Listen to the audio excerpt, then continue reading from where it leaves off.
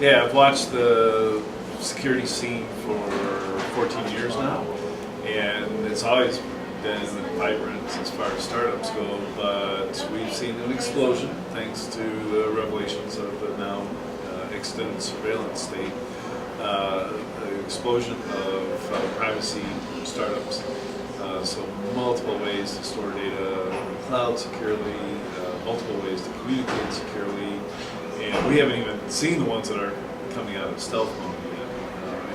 And on top of that, the large enterprises, enterprise security solutions will start spinning up privacy solutions. So it's going to be encryption everywhere, encryption in the cloud, encryption of data in motion for communication. And I've yet to see it, but I'm sure people are working on it now, and that's companies that can obfuscate metadata. In other words, hide the fact that you and I had a phone conversation. I'm not sure how you do that, but I'm sure there's some smart. I am seeing a great number of very innovative startups who are coming into spaces that really I think the larger vendors don't have the nimbleness to go into all those areas. They are sometimes a little bit behind, and they don't always have the engineering talent that some of these startups attract. And it's certainly some of the newer areas that I look at, like advanced threat defense and response. I've seen some very, very interesting startups there. There is a lot of money being thrown into security startups these days, and that's because, one, it's sort of a sexy place to put your money. Two, we've had some security companies that have gone public and had extremely high valuations, and some people have made a lot of money on it. And then there's just culturally some places that do a lot of that kind of thing. So the big startup areas are actually, from what I see, of course Silicon Valley, as it always is, but Tel Aviv has got a huge security startup culture as well. So we're going to see more and more companies start up, and some of them will IPO, some of them will fail, and some of them will get acquired, and some of them will just have a nice steady growth. And it's just the nature of things in our business. You know, is there a vibrant, innovative startup environment in security? The answer is absolutely yes.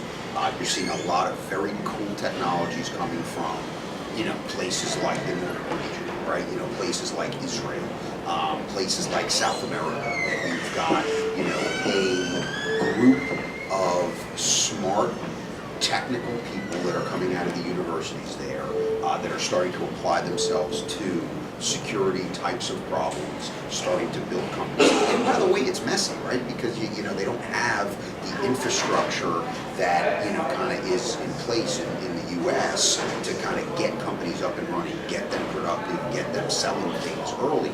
So it tends to be a little bit messier. It tends to be a lot more open source oriented. But you're seeing a ton of innovation that's happening. And things that are actually becoming substantial companies with real valuations, getting real exits to real big companies that are taking advantage of some of these innovations and allowing you as a customer, to take advantage of a lot more of these capabilities a lot sooner in the life cycle. So, again, it's cool. It's a great time to be in security. And the problem is, anytime you have an interesting company, now you have, 15 VCs trying to hump your leg to try to figure out how they can place money into your organization, which creates, lots of problems in and amongst itself. But, it's a much different problem than not being able to find somebody to fund things. And I just like to tell companies, especially if they have innovative technologies, to focus on getting those first handful of customers, focus on figuring out what it is that you do, what problems you solve for these customers, and then worry about kind of scaling your business. I think it's patchy. So sort of startup scene in the UK, there are some areas of interest. There's all of the fuss around bits of London, the Silicon roundabout. Pick your favourite bit of street furniture. I'm sure there'll be some silicon attached to it at some point. That's probably not what we need in the UK. We do need more innovation, but I think the real challenge for a lot of UK startup businesses is not the starting up, but the getting going from startup stage to intermediate stage, and that's where we probably lack a lot of support. Perhaps other parts of the world are better at, specifically, of course, the US and certainly the west coast of the US. And other parts of the world too. It's that intermediate stage. So The startup side, I think, is good. The next step, help, is where we're lacking. A pretty vibrant sector for startups. And when you think about the nature of the beast, new threats constantly come along, and therefore somebody always has a new idea. We've seen one or two interesting takes on what you'd consider to be fairly mature marketplaces. For example, today we've been somebody who had a very interesting take on authentication. That was not software, was not hardware, was not certificate based. And so there's always somebody with new thoughts on both new marketplaces to deal with the latest generation of threats, and indeed new takes on things that have been around for a long time. Is there a vibrant startup scene in the UK? No. I try a lot to track companies in Europe as a whole. So what it is, across Europe there are some startups or there are companies that have been around for a while, and they're kind of like these world's greatest kept secrets because no one knows about them. I think the difference between European, and I'm talking about European as a whole because there's very little I see in the UK, is that they're very poor at blowing their own trumpet compared to our American cousins, who are very good at marketing and promoting themselves, and that's where all the big conferences are happening. There are a number of really good companies across Europe. They're just very poor at marketing themselves. We even, as analysts, whose job it is to find out these companies, we struggle in finding them. Who knows? There could be a place in central London you go, do the secret knock on the door, and there's a massively vibrant startup scene there in security. I don't think that's happening. What we're probably seeing more of is more companies choosing the UK to build their European-based data centres or operations. Ireland's been really attractive from that regard, and I know the Welsh Government has recently launched a lot of initiatives where they give tax relief or they give some funding and they help you find space. So they're trying to be a technology hub as well. So I think we're probably going to see more of that, and if we can build up some of these hubs, we'll probably see some, as a knock-on effect, some startups emerging out of those ecosystems. I think so. There's some tremendous innovation going on out there, and just like any other industry, you don't see it typically in larger, slow-moving organizations. But the venture capital funding seems to be pretty solid these days for security startups. I think they're all looking for opportunities to have a home run in that space, and I'm seeing some pretty good innovations happening. And I think that larger companies, looking for opportunities, are buying earlier on in the development of new markets. And so you're seeing, for example, FireEye's acquisition of Mandiant. Mandiant was still small and struggling, but had something promising, and got a pretty nice valuation.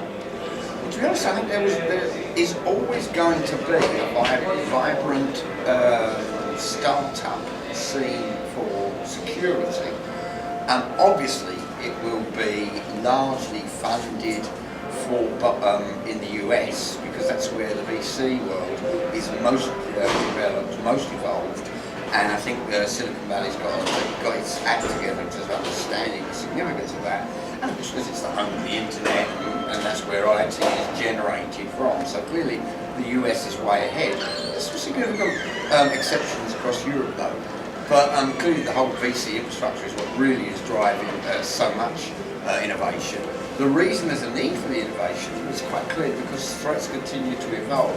And in a sense, if you look at other areas of IT, they go through these kind of waves where there's this kind of barren period where nobody's really innovating much. I used to write about data storage, and they went through about 3 or 4 years where there wasn't a single decent startup worth talking about, because everyone had done everything. And then you have another period where there's a lot of startups. That doesn't seem to be the case.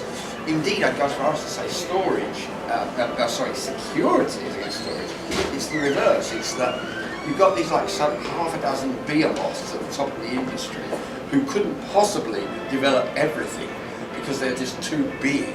And so what they've done quite sensibly, at least until recently, what they've been doing is, to quote Mao Zedong, they've been letting 1,000 flowers grow in some new area, like what is data leak prevention was a classic one. Suddenly there were 20 DLP companies all coming out of garages, and within about 6 or 8 months, they all got acquired by one or other of the behemoths, because Wall Street was telling the behemoths that they had to go and buy them, so they had a DLP solution to answer that requirement.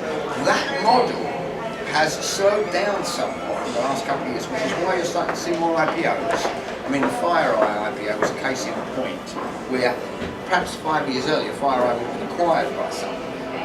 Because the behemoths have slowed down the rate at which they're acquiring, and in some cases almost stopped, like Symantec, because Wall Street told them to stop, you're starting to see more actual IPO, and there's obviously appetite for all vis-a-vis, well, you can see what's happened with the FireEye IPO, where they raised all kinds of capital. Well, with respect to startups, yes, you'd think that these problems would be, solved. Next question, right? But as we've already said, it's not the case. And as in the role of analysts, we get to see the companies that come to market all the time. We have sort of a privileged view on that. And I've never exactly counted, but I think there must be 500 or 600 companies in the IT security space. And in spite of all the acquisitions and mergers that happen on a regular basis, we've all seen those trends, there are more companies that pop up to replace them. And I think that 500 to 600 number of companies is still more or less constant. So we do see new innovative companies all the time, even in areas that you think would be long ago solved, like how do we authenticate our user? For goodness sake, we still see a lot of innovation in something as basic as that. So yeah, a vibrant scene for innovation